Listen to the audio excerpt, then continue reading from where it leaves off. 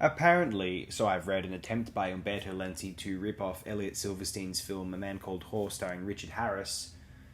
The Man from the Deep River, aka Sacrifice, its 1972 film, winds up being a fairly interesting, actually really fascinating cinematographic experiment in its own right.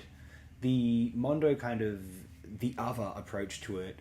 It's the tamest and most it's the link between something like Bird of Paradise and something by King Vidor and something like Slash Enchanted Island by Alan Dwan. If you want to go there, I love that film a lot.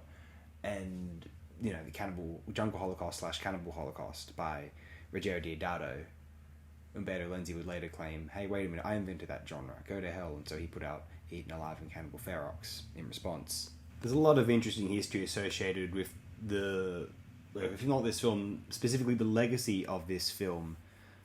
Because nowadays, Man from the Deep River, it's best known for starting the cannibal boom of Italian exploitation cinema during the late 1970s and early 1980s. I'm reading out from the internet on Wikipedia right now, just because the information is going to be more precise than me talking off the top of my memory of having read this sort of material on the internet some years ago. It is theorized that Lenzi was trying to imitate the content of notorious Mondo cinema, which had gained considerable popularity in grindhouse theaters since Collettero Jacopetti and Paolo Cavara had made Mondo Cane in 1962, even though this film is fictional. Like Man from Deep River, Mondo films often focus on exotic customs and locations, graphic violence, and animal cruelty.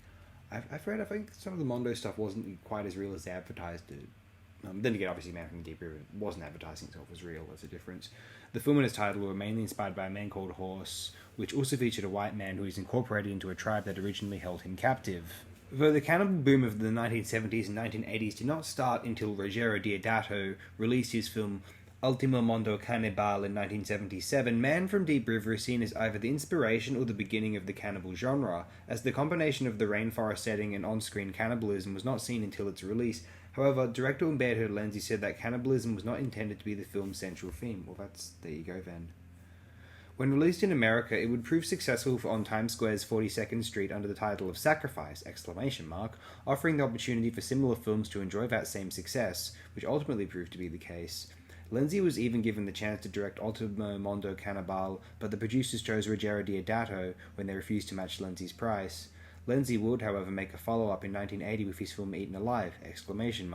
Which even featured the grindhouse theaters of 42nd Street that had made Man from Deep River famous. Oh yes, the start of Eaten Alive there's some scenes and shots in New York at the start there, and his most famous film, Cannibal Ferox, 1981.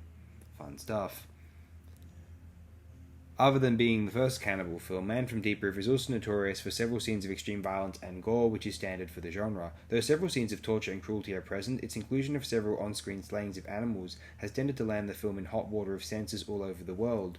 A large amount of the film's notoriety comes from its inclusion in the UK's list of video nasties, films that the Department of Public Prosecution's DPP deemed obscene, though it was rejected for cinema release and certification by the BBFC in 1975, it was still able to make it to a video release under the title Deep River Savages. When the DPP compiled the video nasties in 1983, Deep River Savages made its way onto the list. There you go, that's enough information about that. It's just typical video nasty fare. Films containing elements similar to cannibal films existed before the genre's inception. Rainforest adventure films are often found popular in cinema, such as with the Tarzan movies of the 1930s and 1940s starring Johnny Weissmuller. Some of these films even included primitive and in some cases alleged cannibal tribes, and could be seen as the prototype for the modern cannibal film. One movie that can almost be definitively linked as the predecessor to the cannibal genre is Cornel Wilde's 1965 film The Naked Prey, which involved a white man being chased by a tribe of natives because his safari group offended their chief.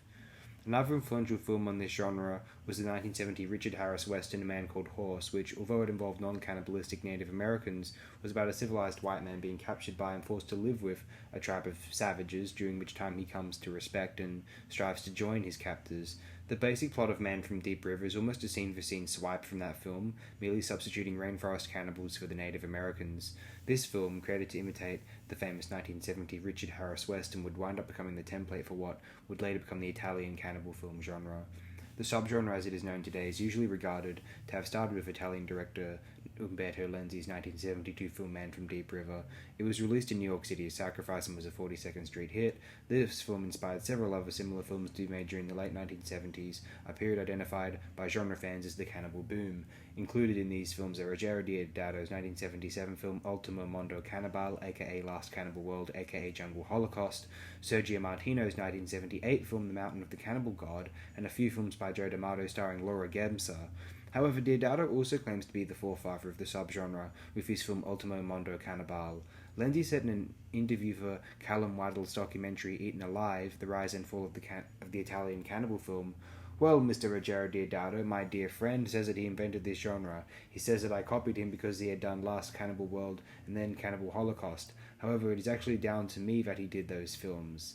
It was down to me because after I filmed Man from Deep River, which is called Mondo Cannibal in Germany and did very well, the producer then signed another contract with the German distributors, gave them an 80% guarantee based on another cannibal film directed by Umberto Lenzi and starring Mimi Lai and Ivan Rasimov.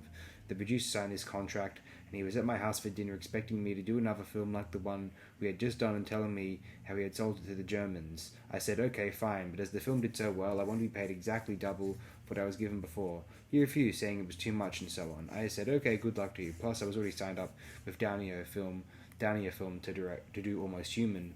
So what the producer did, so as to not avoid the contract with the Germans, was to change directors, stating I was ill or something. But he kept Mimi Lai and Ivan Rasimov. But Rasimov had a smaller part now. Nevertheless, both of them remained as part of this contract. So it was down to me that he, Deodato, got to do Last Cannibal World. It was me that said no, so he did it instead. However, if I had accepted it like the contract stated, maybe he would never have done a cannibal film. In response, Deodato, being interviewed for the same film, stated, I think the forefather of the cannibal genre was me. I had not seen Umberto Lenzi's movie Man from Deep River, so my film Last Cannibal World really originated and was written to start this whole cannibal trend. I studied a lot of books on the subject and documented some of it from National Geographic magazine as well. I also looked closely at the ritualism of cannibalism, and I don't believe Lenzi did that with his film. Maybe Lenzi did it after I made Last Cannibal World. You know, when he wanted to do Cannibal Ferox in 1981. He didn't do it first, that's for sure. When I finally saw his film, it was more of a copy of A Man Called Horse. There you go, that's straight from the author's mouths, if you will.